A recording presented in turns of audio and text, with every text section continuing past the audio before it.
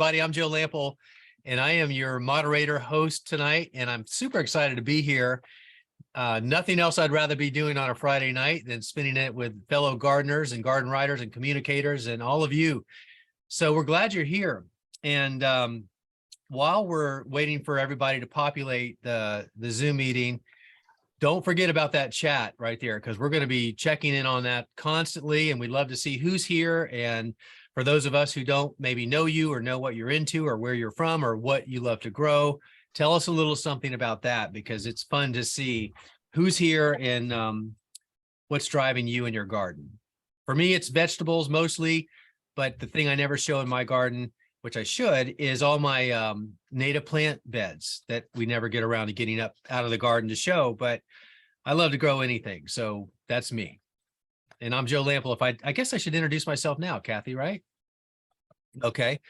So if you don't know me, I'm Joe Lample. I've been a member of GardenCom / Garden Writers for, seems like since the beginning of time. I've loved it forever. And I live in Atlanta, Georgia.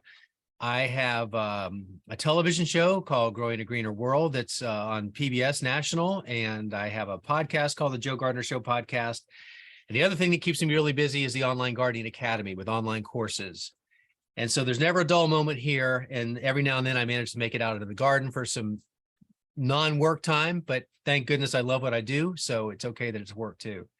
All right, so a few people are coming into the chat, so keep those coming.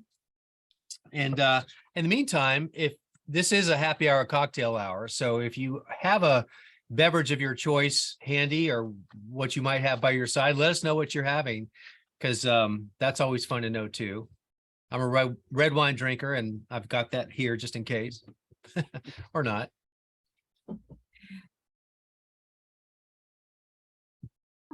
And Joe, if you want to start the PowerPoint, we can share the recipe that was sent in advance, and Absolutely. Okay. Maybe somebody here made that recipe. I want to know if you guys made that recipe or if you doctored a little bit. All right, so let's go ahead and I'm going to share the screen, and I'm going to advance back to where I'm supposed to be.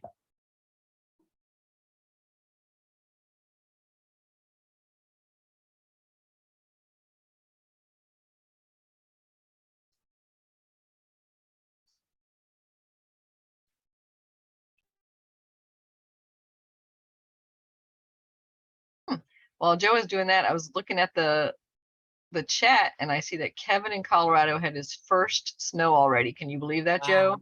Mm. Oop. Joe, you're muted.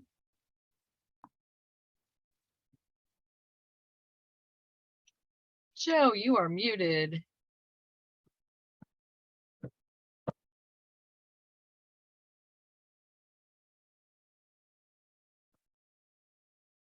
How about that? Okay. Thanks for that heads up. Can you hear me now? Mm-hmm. We can hear you. That was a mute ghost. All right. Suzanne. So Kathy, I'll go ahead and advance to the cocktail, because that's one of the stars of the show today. Mm-hmm. And I was seeing Suzanne Morrissey shared she's having a cocktail with elderflower, homemade elderflower liqueur. Yum. That's double yum, even more because it's homemade. Oh, that sounds fantastic. Okay. All right. So the cocktail, the cocktail of the night, compliments of Ellen Zakos, is this Ruby Sticks. And so hopefully you all have seen this, but this looks amazing. Anybody drinking that? Maybe you said it and I wasn't paying attention, but anybody out there drinking this? Oh, we got a bunch of different drinks, from water to Pouring water, bourbon to iced tea, more red wine, matching yours. Ooh, but pumpkin pancakes sound great, and red wine. I made a similar version to the Ruby Sticks, but mine is cherry juice because I didn't have pomegranate on hand, but still super yummy.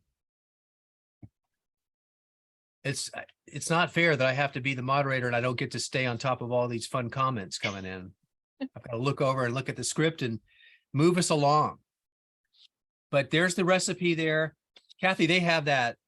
Is that something other than where they're just looking at it on the screen that they've got? Yeah, they were sent it with the Zoom link in advance, so they can keep it in, and it's in their email. Well, Ellen, thank you so much for doing that. That's a fantastic cocktail.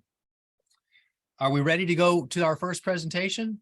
I think so. It looks like we have the majority of participants joining us, so we're ready to rock. Okay, let's do it. So I'm going to welcome Jana Milbacher. Let me get to the slide to do that. There we go. Author of The Garden Tourist, public garden tour video, Coastal Maine Botanical Garden. Jana is a garden designer, a speaker, and an author, and she combines her horticulture and design and travel tips to educate, inspire, and delight both new and seasoned gardeners. Jana loves to visit gardens and historic sites in the U.S. and abroad, of course, and she shares her trips through her books and her photos and blog. She's the author of The Garden Tourist, Garden Travel Guides to New England, the Northeast, and Florida. And she also hosts group tours to gardens throughout the U.S. So, Jana, can't wait to hear this. I'm going to stop sharing my side so you can bring up your presentation. Okay, I'm going to share my screen. And Did I do that? I didn't do that. let's see, here we go. So tonight I'm going to be taking all of you on a little virtual tour of Coastal Maine Botanical Gardens, which is a wonderful place to visit in Boothbay Harbor. It's one of New England's newest botanic gardens, just opened to the public in 2007. So please join me on a virtual tour.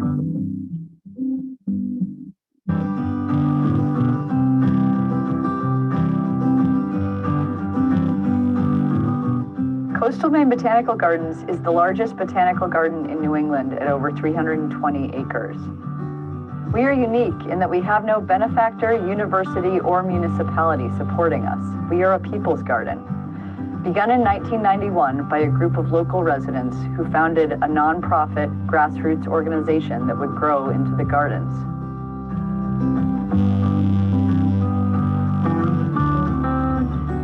Our gardens are located in the mid-coast region of Maine in the town of Boothbay. We are approximately a mile or so from the Atlantic Ocean, and the Back River is our easternmost boundary. The proximity to the ocean provides us with wonderful growing conditions.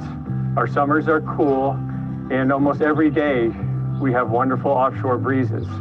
More importantly, our winters are very mild, and it's the influence of the ocean and its warming waters that give us the ability to grow a wide diversity of plant material that we wouldn't think about growing just a few miles north of here, where the temperatures are too cold for many of the species we grow here at Coastal Maine.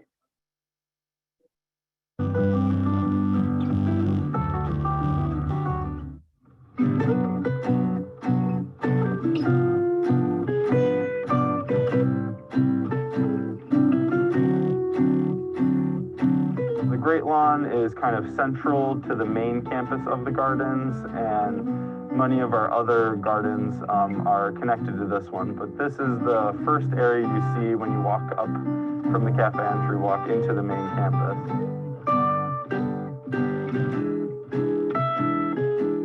So coming up to the arbor here, we have this beautiful climbing rose, Lillian Gibson, which has been going strong for maybe 15 years or so now.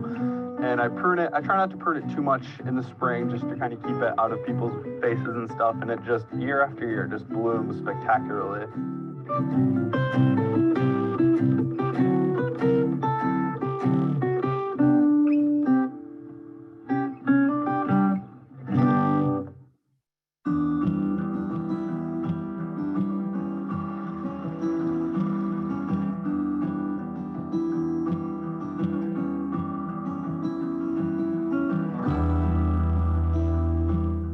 Garden is a special garden here at Coastal Maine Botanical Gardens in that it is a sensory garden. The whole garden is designed around the intention of inspiring your senses.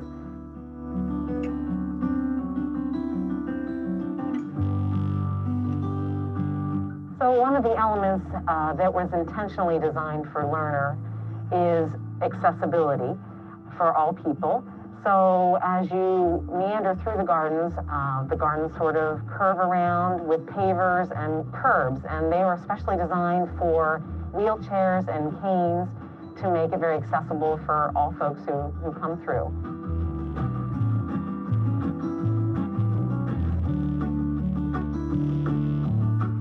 When Erbschall designed this garden, this was one of the primary elements here of sight, this overlook that sort of gives you a broad sweep of the garden, of the switchbacks, of the way the garden kind of sinks and goes down around in between the ponds, and really gives you this sort of bird's eye view of Lerner. I added quite a few things into this last year, and I'm really pleased with the way it's come out. Lots of structural elements going on in here that really play into the visual element of the garden.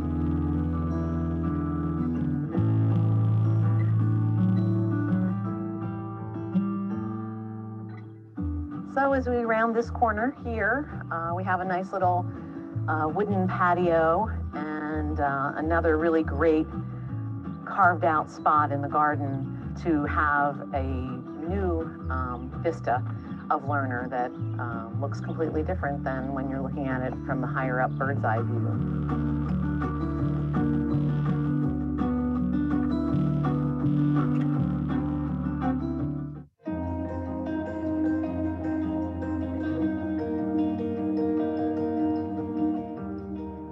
The Cleaver Lawn and Gardens is in the southwesternmost corner of the gardens. It used to be used as a formal event space, and the plantings here are reflective of that in the landscape composition. It uses a lot of whites, dark colors with contrast to show that formality, lots of pinks, bright yellows, and pastel colors, and to show that celebratory nature. Today, the space is used as an escape, an additional open space in comparison to the more active spaces of the gardens. Guests can bring their families here. It serves as an area to picnic, to lay out in the grass.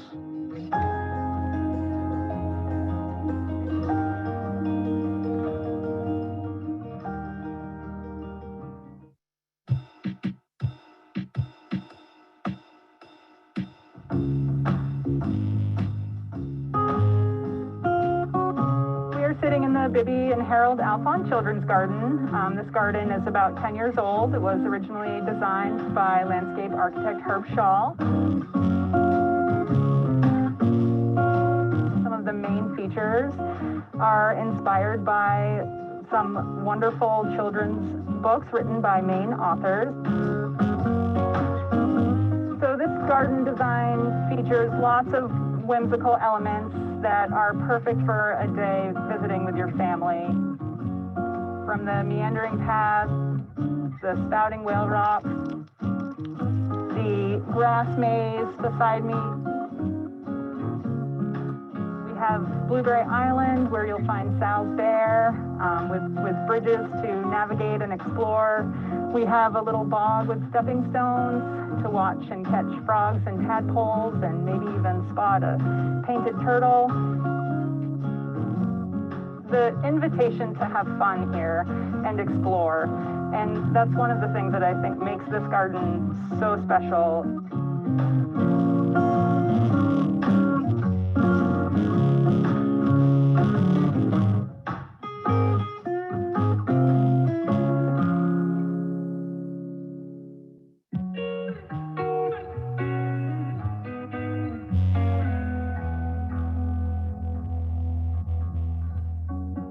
The Haney Hillside is pretty much a transition garden.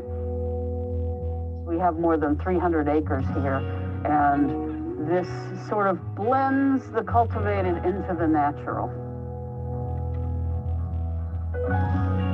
It was originally planned as a shade garden, but a couple of years later, in 2011, the remains of a hurricane came through and decimated most of the trees here. So instantly it became a sun garden and was completely replanted and reopened.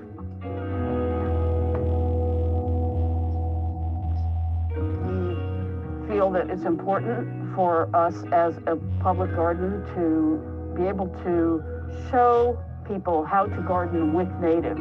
And I spend a lot of time talking with guests about how to incorporate natives into their own garden because they're so important to our local ecosystem. They support all of our pollinators, which produce caterpillars, which support our bird populations. One of the features of this garden is the large rock faces. We are geologically very interesting here. We have many layers to this garden.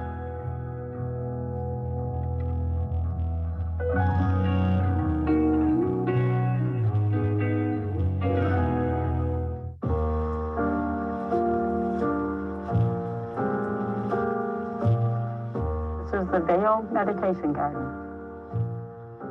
I come down here every morning early and it's just peaceful. It's quiet. You've got seagulls. You can see the seals. It's just a place to meditate, a place to rest, a place where simple is spectacular.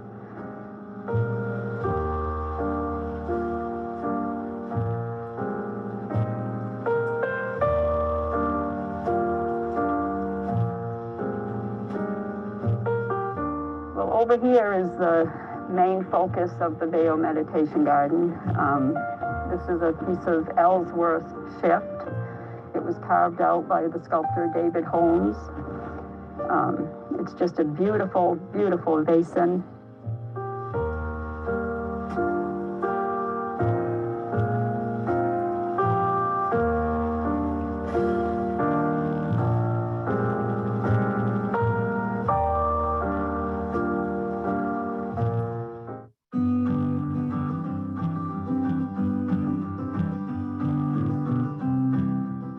Unrolling a new exhibit that was across the entire 323 acres of our campus. It's called Guardians of the Seeds. It was done in collaboration with Danish artist Thomas Dambo, and it features 5 giant trolls that Thomas Dambo constructed with his team entirely out of recycled materials.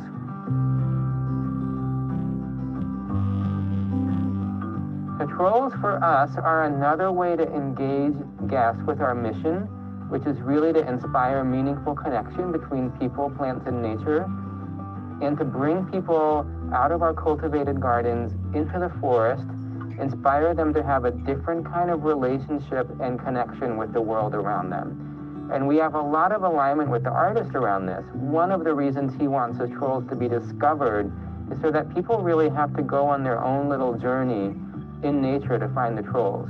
Along the way, they don't just find the trolls, they find plants, they find insects, they find animals, and they just slow down and look more carefully about the beauty and the biodiversity of the world around them.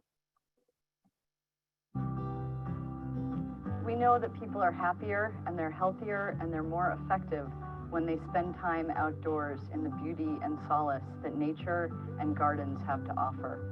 We also know that they're more likely to become stewards of the environment when they spend time outdoors. The things that public gardens have to teach people about conservation and biodiversity and safe gardening practices has never been more important.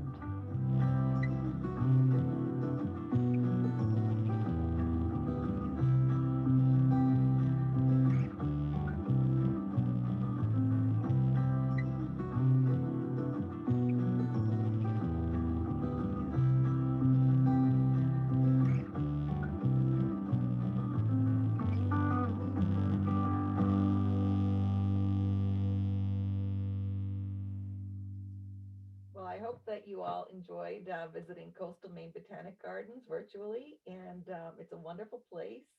I try to go every other year, and every time I go, I'm seeing new gardens that they've installed, and just wonderful new spaces, and a lot of really creative plant combinations. So back to you, Joe. Or are there any questions from anyone that anyone wants to relay to me? Yeah, I was going to say, Yana, definitely let's try to get you some questions because that was amazing. And boy, watching that was spectacular. So first of all, thank you for that. And while I have a moment, just our apologies that Lucy Cabaret was not able to join this presentation because on the new Provision Garden in St. George Village Botanical Garden. But thanks to Yana, who was here tonight to fill in, hit a grand slam out of the park with that one. That was fantastic. But what I was going to say is that brought back memories to me when I had a chance to tour there probably in 2006 or so. And, looking at those just brought me right back to that place. And it's just so beautiful. And so thank you for that. But while we have just a minute, Yana, if there's any questions for you, this is the time for the attendees to ask them. I know Kathy just posted a question in the chat about the best time of year to visit. And I really, the garden is open, I would say probably from about April or early May until generally probably there's the most happening until October. They also do have a light exhibit for the holidays now that's become wildly popular. And I hear that it gets sold out really quickly when the tickets go on sale. So they are really aiming to become an all-year destination. And I've also heard that they want to create what's going to be the largest conservatory in New England. So many really exciting plans still in the works. Amazing. Anybody else? I see that's the last question. And so with that, Lisa Ziegler's up next. Lisa Mason Ziegler, she's going to be our next presenter. So let me just check my notes to make sure that I haven't missed anything. We've got the questions handled. And so Lisa's up. And so I'm going to go ahead and transfer take the screen over and start her presentation and introduce Lisa. Okay, so presumably you see that. And Lisa, welcome, Lisa. She's a good friend. I really enjoy her. Lisa's an urban flower farmer, a passionate teacher and author, founder of the gardenersworkshop.com, online course creator and producer, and flower grower extraordinaire. So Lisa, I think that with that, I can stop talking and you can take over. Let me stop sharing the screen and you've got a presentation for us. I do. Welcome. Thank you. Thanks so much, Joe. So yeah, let me see if I can get my program up here.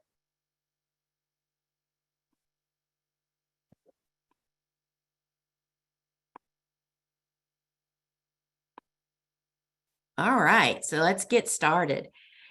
So I am sharing tonight, we're calling them secrets of a cutting garden, but really it's just those things that I find that people often stumble or don't know about. So we're calling them secrets. And so this is an image. I am an urban flower farmer. My farm is completely surrounded by residents. Our city's got about 200,000 people in it. And so right beyond those shrubs that you see in the background, which are much larger now, there is houses wall to wall all around me. So what I'm going to actually share with you here tonight is first off, that for a cutting garden, the biggest bang in bloom is definitely to plant annual plants. And we're going to look at a couple of those.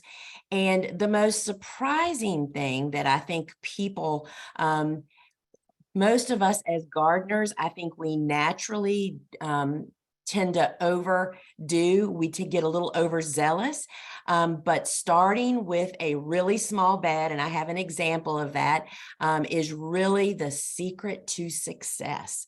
Large gardens that quickly overproduce for what you need, and then you stop cutting, and that is the beginning of the end of your cutting garden. So we'll look at that. And, I think my big secret to success has always been we focus as much, if not more, on our soil than we do any other part of the whole garden. You have to know that the place that I farm was my husband's grandparents' homestead, and it had been leaf molded and composted for 80 years before I got here. And I am living the results of that. So we have continued that journey. And then also setting up your garden for the very lowest maintenance. And then most importantly, planting cut flower varieties And the other one is using flower plant support, which is so important because you're growing tall flowers, and then to harvest the flowers, the things that so many people don't want to do because they don't want to cut their beautiful garden. So there are when I talk about growing annuals, I consider that there's two in my world. There's two types of annuals. There are warm season tender annuals, which you're looking at here.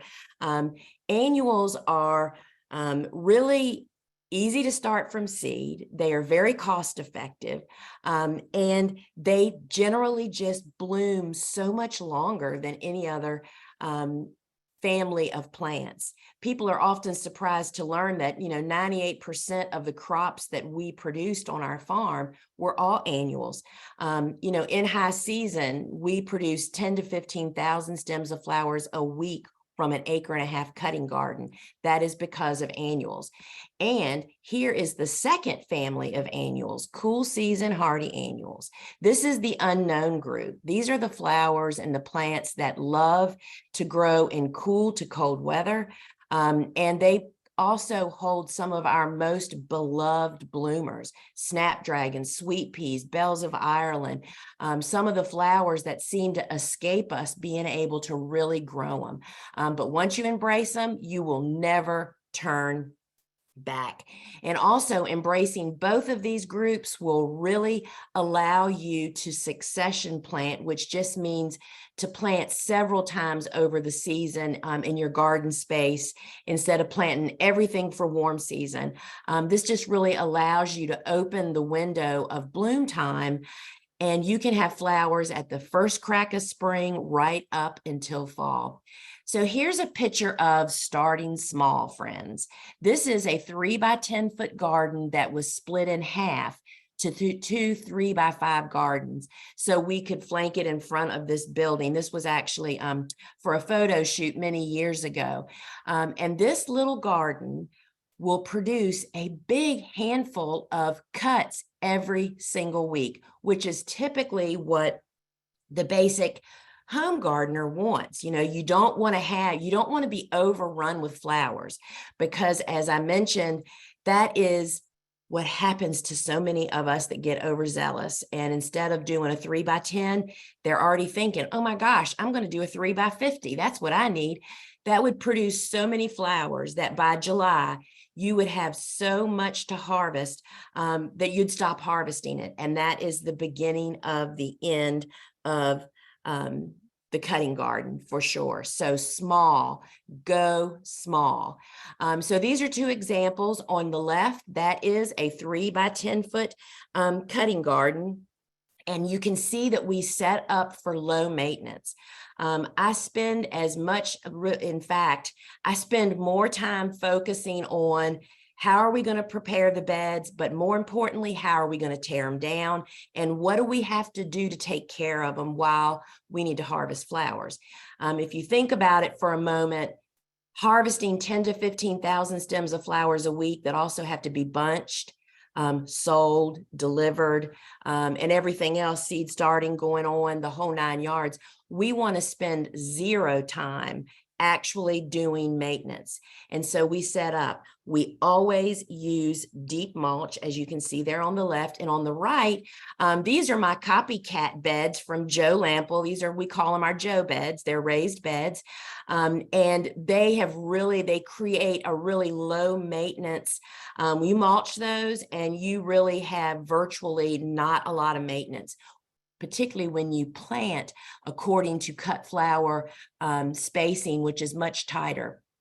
And so this is just a peek at how we focus on the soil. On the left, we put 2 to 3 inches normally of either finished compost, finished leaf mold, every time we turn a crop. We're growing annuals, right? And so our goal is always to get 2 crops out of every bed for every season is my goal. Sometimes I can squeeze 3, believe it or not. And so each time when we pull out a crop, we always put a little top dressing of compost on. And that means that building our soil is for the life of your garden. You don't have to do it all at the beginning. Each time you replant, you have that opportunity. And you can see on the right, those are some snapdragons that were fall planted. They're cool season hardy annuals. And you can see that we have leaf mulch actually in the bed. I'm a little bit of a mulching nut. And so this is a picture of one of our Goldens, Babs, from years ago. And what I want you to notice, what you don't see in this image are weeds, with the exception of that buttercup that's right in front of her sticking out. Those are the little yellow flowers there. But she is running on a pathway of probably about 10 or 12 inches of leaves. The beds are covered in what is called Bio 360. It's a biodegradable mulch that works like plastic. It's made out of corn, a corn byproduct. There is nowhere for a weed to sprout, friends. That is the secret to low maintenance. And then you can also see the netting that we use for flower support is virtually invisible when it's installed at the proper stage for your flowers to grow up through. Babs is a Golden. She's a big dog. You can see how tall those snaps are. If they were not supported, they would definitely be on the ground after one rain. And here is a snapshot of a garden soon after it was planted. This is a warm season garden. You can see the flower support netting is put on long before it needs, and the side stakes are not installed yet. Those flowers are going to grow up through that netting. The pathways are mulched. I don't know if you notice, all I see when I look at this picture is the bed that's to the right that has a void in the front. If you look down the side, you can see some weeds growing, because guess what? The mulch was not put there thick enough. You can prevent weeds and truly create, not only are you building your soil with all this, but you're creating a garden that virtually has, that is low maintenance. I mean, we just really don't do any maintenance. So this is some cut flower varieties. This is one of our harvests. We harvest on 2 days, Mondays and Thursdays on our farm. While many of these may look like some other types of plants, like there are so many different types of zinnias, but flower farmers and flower growers for cut flowers typically grow 1 or 2 specific varieties. These are Benary's giants, the most prolific, the most mildew resistant, the most double, and the most gorgeous. So growing the right varieties of plants is definitely key. You can see they're all in 5-gallon buckets or taller. You can see how tall their stems are. And they're very prolific. That is definitely one of our requirements. Sunflowers are a huge part of our cut flower operation. The sunflowers that we grow are definitely pollenless, and this surprises people. The pollen production is what kills the vase life on a cut flower. However, they do produce a ton of nectar. I mean, we have our neighbors, 19 hives of bees are in my garden every single day, and they're all over our sunflowers. But these are pollenless for the long vase life. They have stiff necks, and they are absolutely beautiful. We plant sunflowers every week for 30 weeks so that we have cuts for as much time as that. And here is an example of that support netting. Again, this is some yarrow, and if that was not netted, you can see the white netting. The stakes are in there holding it up. If that was not netted, after one rainstorm, it would be flat.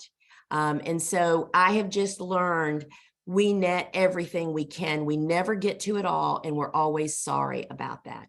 So flower support netting in a cutting garden is key.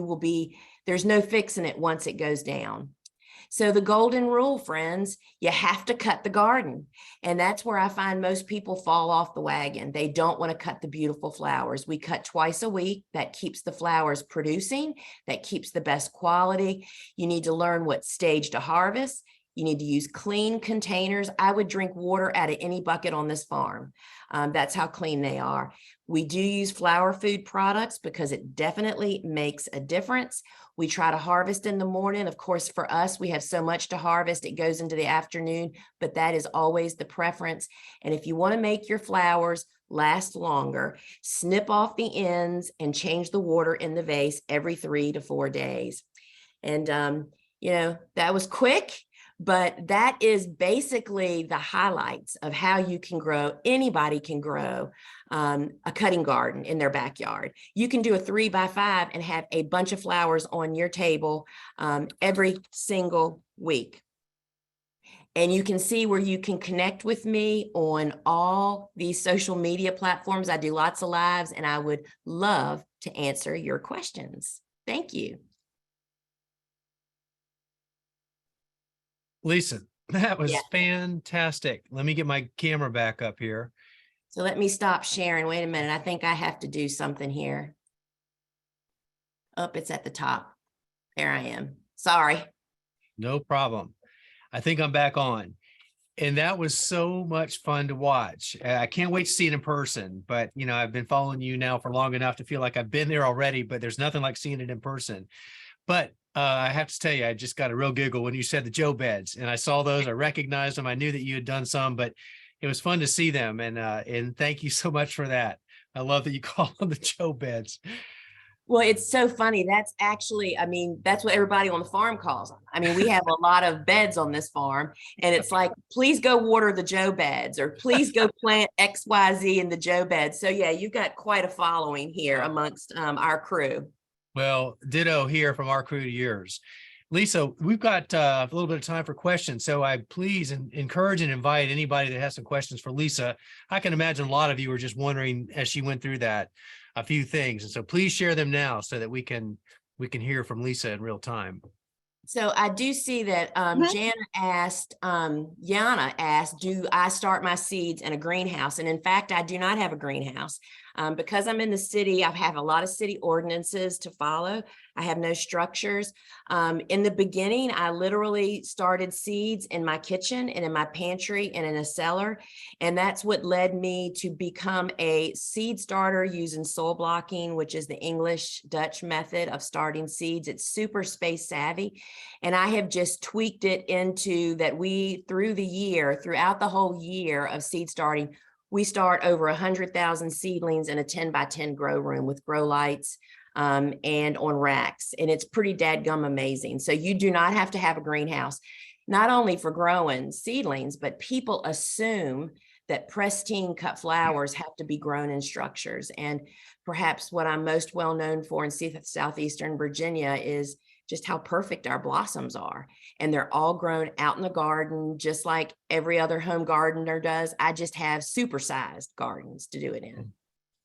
Lisa, we have a few questions. I'm going to just feed those to you right now. Carolyn Merman was asking, do you save seeds from the flowers each year to year? No, we do not. A lot of them are hybrids, but that is a whole nother operation, and we buy fresh seeds each season. Okay. And I love Diana's question here. She wants to know if you, I'm sorry, I'll ask that one while I'm here, while I introduced her. What do you grow for greens? And your garden is awesome. What do you grow for greens? I guess greenery. Yeah, greenery. And, 50% of what florists actually use and designers use is greenery. That's definitely in. We grow a lot of different stuff. Bells of Ireland, lots of specific basil varieties, Miss Burns lemon and cinnamon. And there's a lot of things that we use as filler that people don't think about being filler. We use a lot of goldenrod solidago long before it blooms and colors up. And so I'm just sitting here thinking, I'm looking at it. I have a greened up vase back here. We grow 4-5 different varieties of eucalyptus.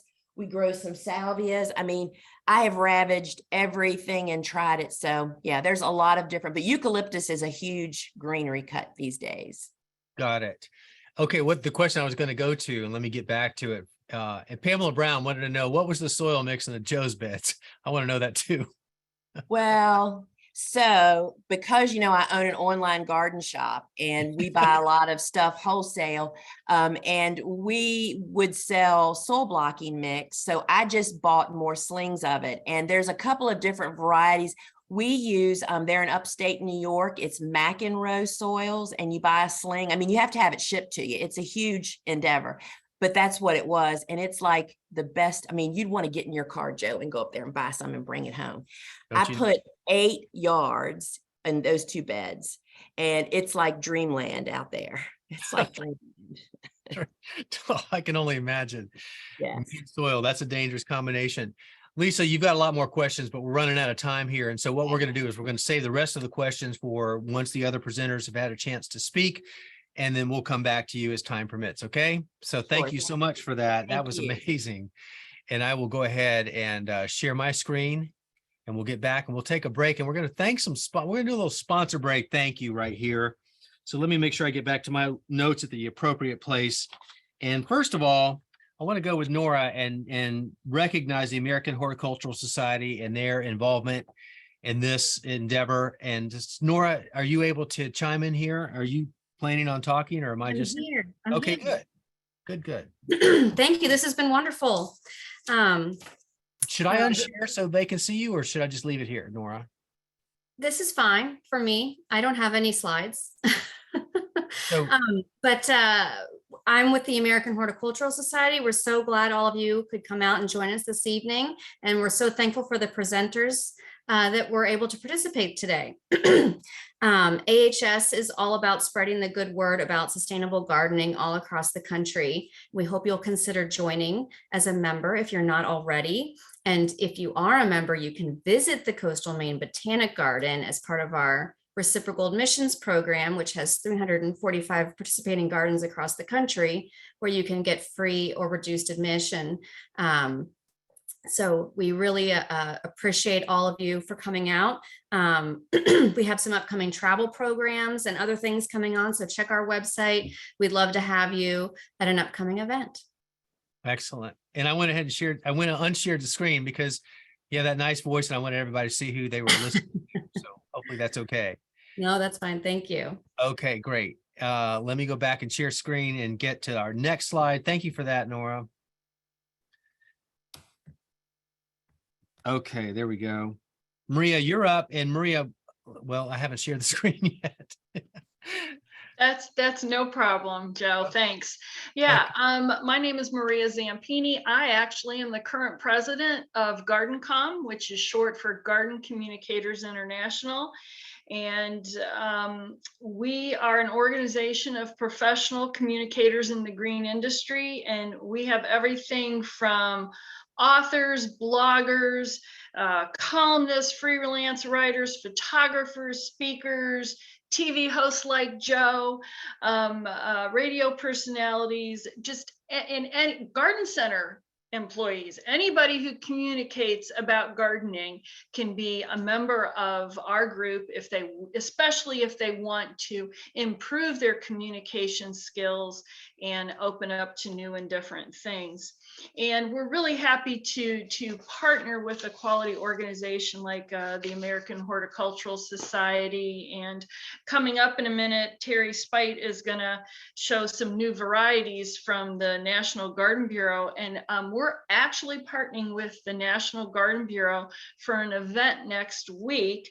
If you go to ngb.org and you look at under their events, they have a webinar coming up next week. It is a Meet the Authors book party.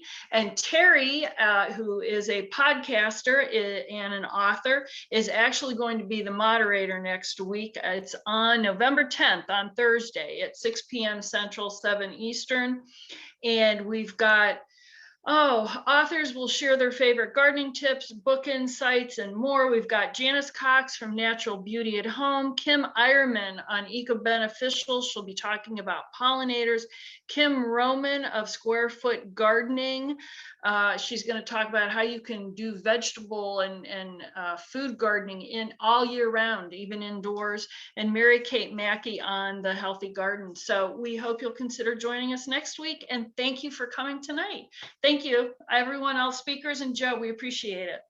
Thank you, Maria. That was really great. And so now I also want to recognize the All-America selections because they have stepped up and offered 3 groups of All-American selection winner seed packs.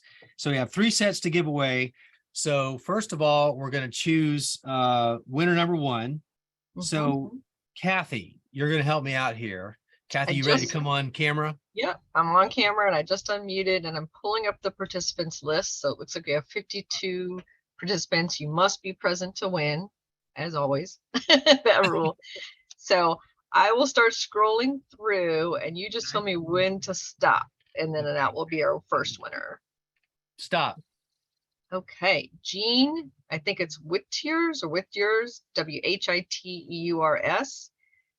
Jean, you are our first winner of the seed packs from All America Selections. And I will message you in the chat to get your address and information.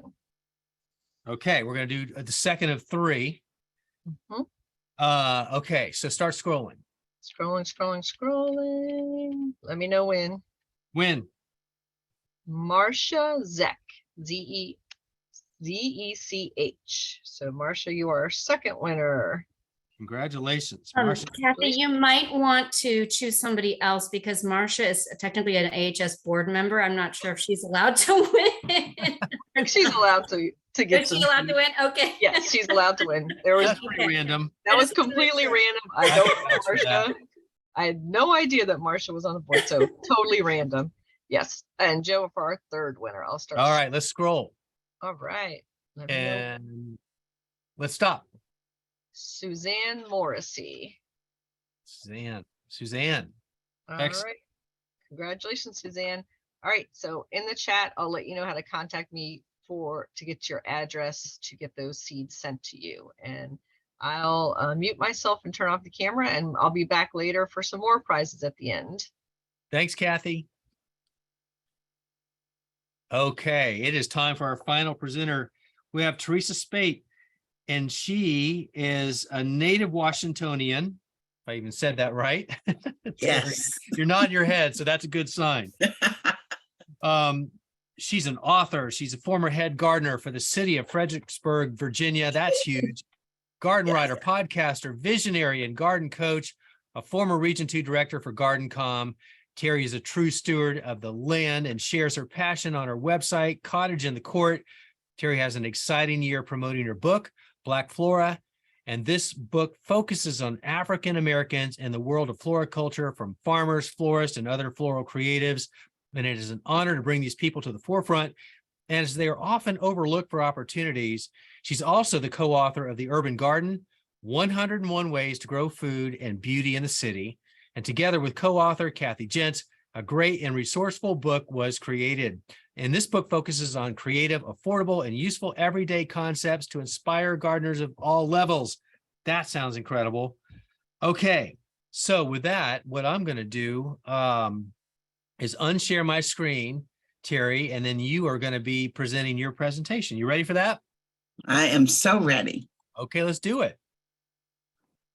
Welcome. Hi, everybody. Okay, put your seatbelts on because this is going to be quick. It's supposed to be 15. It might be a little bit more, but I am so excited about the 2023 gardening season. And I really want to let you know, if you are not a member of AHS, let me tell you, there is something about visiting a garden, a botanic garden, and whipping out that card and they go, oh, you're in for free because of the reciprocal agreements they have. So you really want to join. But enough of that. Let's talk about plants. So let me get my thing here to act right. Number 15, we're going to start at the end because the first one is my favorite. The ZZ plant. There are so many different cultivars of this plant. And when I tell you it is easy to care for, it really is. Watering, if you ignore it, maybe for a couple of weeks, according to my friends, it will still live. It's a beautiful plant. And with this foliage, I've got every variety imaginable. But this one is a need. It's going to be in my house as soon as I can find it. Who doesn't love monsteras? Okay, there was another slide I was going to put in, but I really love monsteras. I have one that I put in the corner, and every time I move it, it finds the window to wave at my neighbors. This one is a hashtag must-have 3+ foot leaves. Come on, you need that statement plant in your house. And it's so easy care. Another one that maybe I forget about watering it sometimes, and I'm on year 4, and it is bigger than life. This cultivar has my name on it. Now, it's the season where we're going to start entertaining. But for 2023, I am going to have tomato sun dipper in my garden. Why? Because I love to entertain. What's wrong with sitting out on a Friday night with your sips, some dip, and having tomato sun dipper from your garden? Talk about bragging rights. This little baby, 4 to 6 feet in height, which means it's manageable. 36 inches wide, which means you can fit it in most spaces. And it's Pan-American seed. Winner, I'm just saying, you might want to get the seed for this. Okay, when I say drama queen, Calla Frozen Queen. It is the drama girl. Is that not pretty? I mean, it's just beautiful. It called my name. It almost made my #1 pick, but I've got better things in store. 12 to 18 inches in height. Man, that's beautiful. Absolutely stunning. I'm seeing that with maybe a boxwood in the background to help set it off. Just saying, something this pretty you want people to see. Colocasia Waikiki. I love it. I love it. This leaf says, "Papow." The wow factor of this leaf is absolutely amazing. Now, I guess you all can say, wow, she's really getting excited about plants. But 3 to 4 feet in a pot in the ground, think about it as a dividing screen on your patio. I am considering this hashtag a need, disease resistant, full sun. What's not to love? Dragon wing begonias. I have had every color imaginable, and white, oh yeah. When I tell you this plant gets better with time, like most of us, it's one of those plants I call a winner all season long. Starts out small. Next thing you know, it is doing its own thing. Begonias have a tendency to show off better once it cools down in the summer. So imagine a beautiful hanging planter with this in it in September, when all your friends are running around trying to figure out when pansy's gonna come, and your dragon wing begonia is like, I'm here, look at me, aren't I beautiful? It's a winner in my world. Cosmos apricata. It's just pretty. A cosmos in any garden in my world is amazing. It's necessary. It is a need. Great for cut flowers. Now, Lisa, I don't know if you're growing this in your garden, but let me tell you, I'm going to be trying it in 2023 because it's great for cut flowers. I see this with something white to make that beautiful apricot color just pop. Scabiosa. I am in love with this bloom. Absolutely in love with this bloom. I see this in a pot. I see this in the ground, 24 to 26 inches. You want to put it where you can see it. 12 inches wide, which means it's well behaved. And look at these blooms.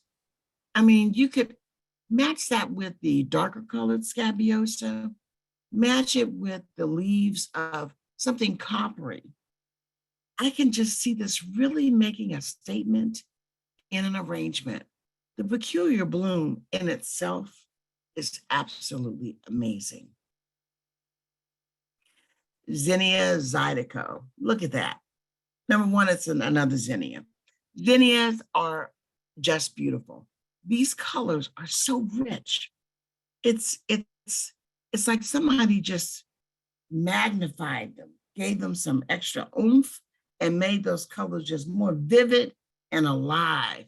Imagine people walking down the street going, whoa, 12 to 18 inches in a container, a winner, 14 to 20 inches wide. You only need one plant in a container. It's gonna fill out, fill up, and make a statement. And the beautiful thing about this is it's disease resistant. And words that are magic in my world, drought tolerant. We are busy people today. A lot of times we do not have time to water. Drought tolerant means added value and 25% larger blooms. Yeah, you want this in your garden. Gaillardia, fanfare showtime. Look at that bloom. Look at it. Doesn't it just reach out to you and make you want to just get down in those petals? Imagine a bee coming there and going, I think I'll just spend the afternoon here. I love talking to my flowers. I love making my flowers come to life. This Gaillardia, all I'm going to do is put it in a pot. Know that it's going to have a very long bloom time. And the more sun it gets, the more those blooms are going to just keep on coming. And they last a long time. Who would not want a bloom that lasts a long time? 18 to 24 inches high, manageable. 16 inches, perfect in a pot. And I would probably use this as a filler. Use a filler of your choice. Look at that. Carpet Angel Daisy. I love this. To me, it looks like a ballerina's tutu that was left to just grace the garden. 6 inches? Come on. It's a ground cover daisy. Now, most of us have your taller daisies. This is a ground cover. Who knew? And how wonderful is that? 20 inches wide. 3 of these will fill up the front of a border like nobody's business. And think about a pot. Here's your filler, just saying. Heucherella. Anyone that knows me knows I love heucheras. Heucherellas, tiarellas, I love them all. Why? Look at that leaf. How could you not love this plant? 5-inch leaves. I think, come on, that coppery orange, that's going to take you from summer into fall. They all have this wonderful thin, spiry bloom. But once that bloom is finished, cut it back and you've got foliage. Foliage that will drape over the side of a container. Foliage that will grace the ground and make the perfect mound 18 to 24 inches wide. That's a gap filler with foliage. Who wouldn't want that? And then, of course, you know, everyone, well, not everyone, a lot of people with your formal gardens are really panicking about boxwood blight, boxwood disease. Look at this. A great replacement for your boxwood. 6 feet tall, of course you can prune it. 6 feet wide, once again, cut that baby down. 7 to 9 zone. I mean, I think this is phenomenal, especially because it's low on that disease radar. Who would not love a rose? Rosa reminiscent coral. I love roses, especially if they have a scent. This one, look at that flower. Imagine that in a vase. Imagine the fragrance. 3 blooms in a vase in a small room. I could just get lost in it. That's just a personal thing. But 2 foot wide plant, 2 to 3 feet high. So it's not your big, tall, gangly rose bush that you have to worry about. Oh my goodness, when do I cut it back? What do I do? 2 to 3 feet high, manageable. This is beautiful in my world.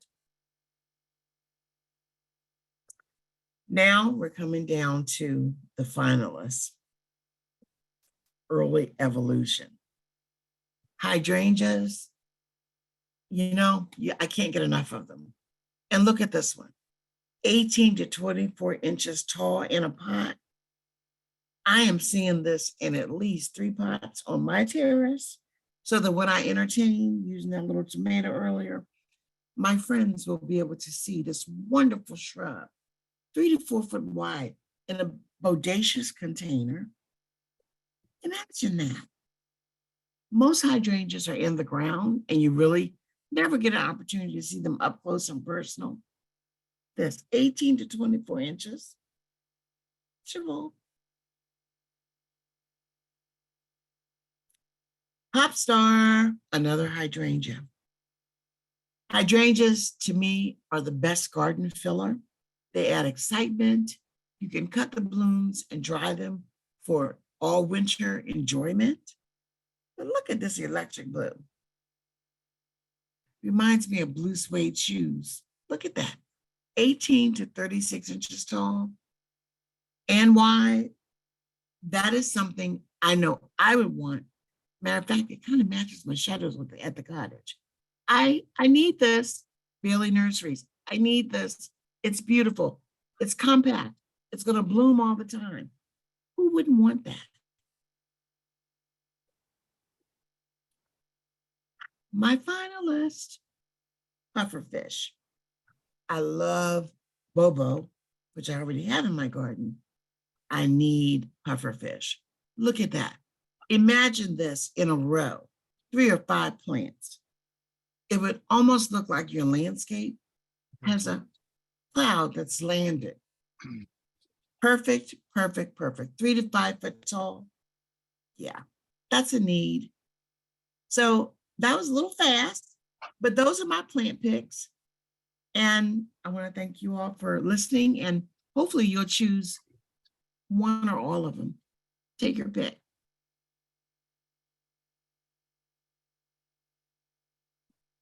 Okay, let's get back. That was great, Terry. Can you hear me, by the way? Yes. Okay, good. I just wanted to say, and let me get my camera on here. I felt like I was at the movie theater. I was munching on some popcorn, and I was just having a big time listening to that presentation. That was super. Thank you. Thank you. Thank you too. All right. So I'm still working on my camera here. Start video. Does anybody know why I can't get back to the camera? I can't undo it from here. Okay, there we go. Thank you. Okay, so boy, I'll tell you, we're going to run a little bit late, but not by much. And it looks like we caught up on a lot of the questions when Lisa was talking, and that was a good help. So, Kathy, let me ask you this. We've got just a few more things that we need to do, the things that make us smile, and a couple giveaways. Should we save any existing questions for Terry or others for the very end, or take a minute now to take some of the questions for Terry? I didn't see any pop up in the Q&A or chat yet for Terry, but Terry, I'll feed them to you if I see them in the chat. And let's jump to the what makes us smile, because I know that's almost everybody's favorite segment. Okay, well, let's do it. And I get to lead off. That's fun for me. Thank you, everybody. And so the hard part was narrowing it down to 2 or 3 or 4 pictures from the year. And I just looked at 2020, 2022 is the year we're in. But for me, bucket list item was always to go to England. I've never been to England before, and I did it big this year, and I got to take my wife. The thing about it is I travel way too much, but I rarely get to travel with my wife. And when I do, it's still too much work. This happened to be a garden tour that I was hosting, but lots of free time. But to see the Chelsea Flowers show with her and her enthusiasm, I'm the gardener in the family, but she has a real appreciation for it. So to spend time with her was fantastic. So that was a big make me smile moment. The next one, I love to teach and to develop online courses, not only with my team internally, which are with every part of the courses that we do, but then to partner with people that I know, like, and admire very much and are good friends with. Craig LaHoulier, NC Tomato Man, author of Epic Tomatoes.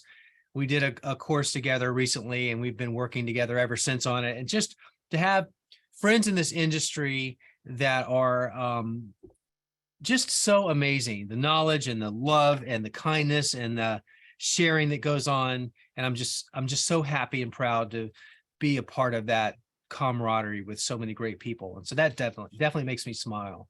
And then the last thing on my bucket list that I wanted to add in a picture here is a greenhouse that I've wanted for my whole life. I didn't know what greenhouse, but I just knew I always wanted a greenhouse. And last year I picked it out and I saved the money and I got it all worked out. But then I ran into some zoning issues and it's taken me a year to get approval.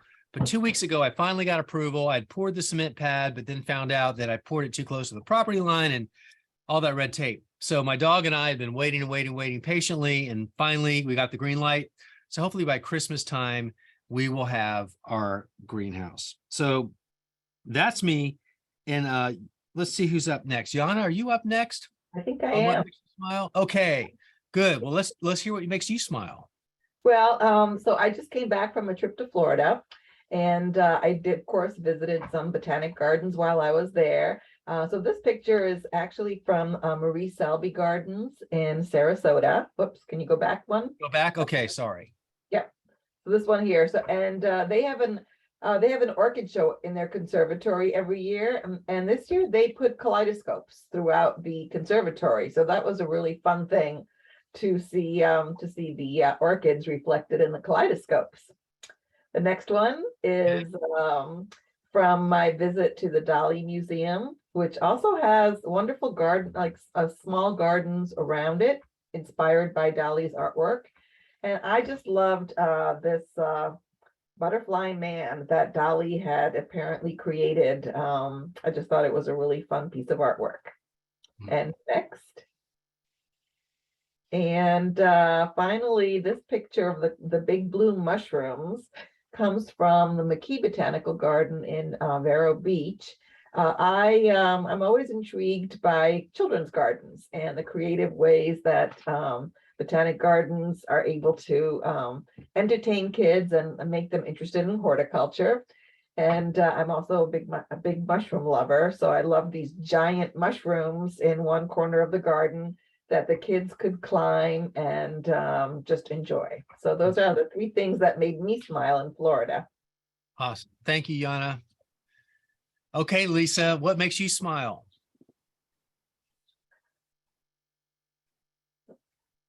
Sorry about that. So this guy makes me smile. This is my husband, Stevie, and what he and I are kindred spirits. He actually came with this amazing homestead place that we farm.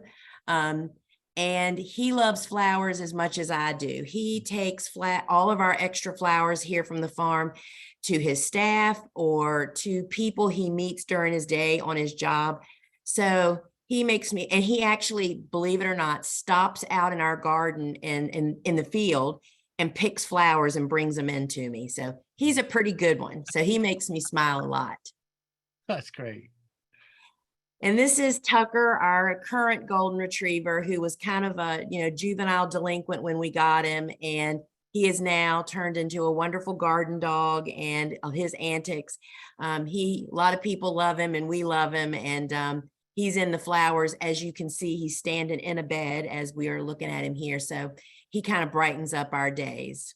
And he's a star in his own right. He gets a lot of airtime on your podcast and videos. Yes, he does. Okay. All right, Terry, what's up with you? What makes you smile?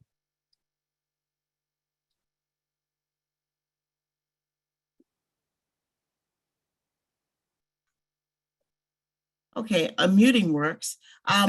Making dreams come true. I went to Pompeii, which I've wanted to visit since I was a teenager. I went this year. I went to Italy looking for gardens and art. I found more art than gardens, and I'll be writing about that on my blog. It was interesting. It was beautiful and really touched my soul. Those were the first two things. And watching my garden this year. Last year, Kathy and I both were busy writing our book, and then I wrote Black Flora, and I really missed my garden. This year, I have watched it unfold, and it has made me smile from ear to ear. Beautiful. And next, my family, because not seeing my siblings during pandemic and writing books was really heartbreaking for me. We have caught up on 2 weddings this year, planning travel, planning excursions, and just hanging out and having fun. So my siblings, my parents called us the Happy Bunch. They make me smile. And as they should. Yes. And lastly, my Who's that? precious, my precious, who is a tyrant. She's a 65-pound big baby, and she tucks herself in at night, for real. That's her in bed at night. So she always makes me smile.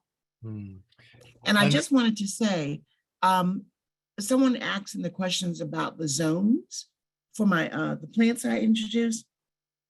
I tried to pick everything between zone 5 and 9. I'm zone 7A. I am a zone pusher, so sometimes I push zones, but everything is pretty much between 5 and 9. Got it. Okay. Well, thank you for that, Terry. And as we wrap up, everybody, we can't leave you going home empty-handed. So a couple more opportunities to win some prizes from Corona Tools. What we have are 3 Hori Hori garden knives with a comfort gel grip, which is amazing, by the way. We're going to give those away. And then we have, I think we have some bypass pruners too. So as I come up on these slides, we'll know what we've got. So let's see. Kathy, I'm up and unmuted, and I'm pulling up the attendees list, and I got a kitten in my hand. So let me put her to the side so I can pick some winners. So we have 2 Hori Hori garden knives to give away. So the first Hori Hori knife, I'm going to start scrolling from the beginning of the list, and you just yell, Joe, when you want me to stop. Okay. Stop.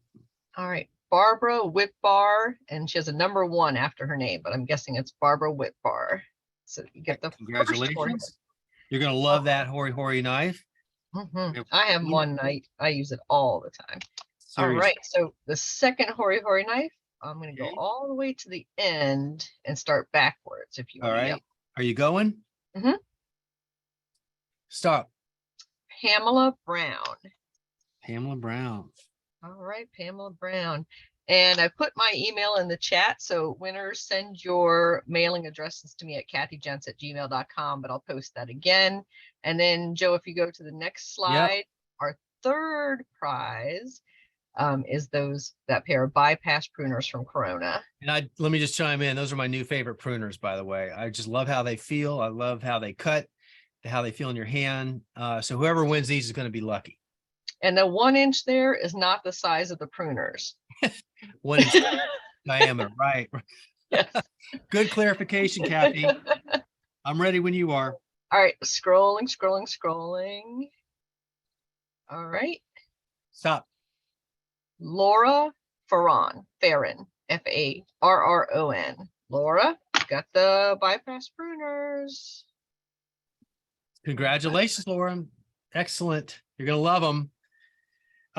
This was a lot of fun. Kathy, it's about what, 13 after. Yep. Should we wrap up here, or we want to take any time for any questions at this point, or call it a day and let people? Yeah, I think let's do 2 more minutes, like 8:15-ish. Gotcha. What do you guys think? If anybody wants to jump off, feel free to, but if you have a couple last minute questions, maybe one for each of our panelists, to wrap up the evening and say cheers. And this recording will be sent again out in a week or so to the whole list, so you'll be able to review that. So if you missed any of it or came in late, you'll be able to do that too. Kathy, I saw a question several times come in to Lisa about the netting and where they get that. Where does she get it? Where do they get it? Yeah, and go ahead, Lisa. Yeah, I did respond in the Q&A to a couple of people, but people can find the netting on our website, thegardenersworkshop.com. We sell it in 20 foot, 50 foot, 328 feet, and a lot of different sizes. It's reusable and shows videos on how to install it. And so you can find it there at thegardenersworkshop.com. Kathy, I was scrolling back while Lisa was talking, and I didn't pick up on any new questions. I think maybe they've all been addressed. I think so. I saw Maria Zampini and a couple other people jumped in to answer about Costa Farms and whether you could mail order from them, and that works. So maybe we'll just say our thank you to all our panelists. Yes. Thank you, panelists. You all did a great job. That was a lot of fun. I learned a lot. It was fun to see all those pictures in that presentation, and you all jumping in did a great job. Thank you. Thanks for having us. Yeah, thank you. Well, Thanks, everybody, that completes the happy hour for Friday night. I hope you all have a great weekend and a super rest of 2022 as we come into the holidays. Can you believe it? And here's to next time we get together again. So take care, everybody, and we'll see you soon. Bye.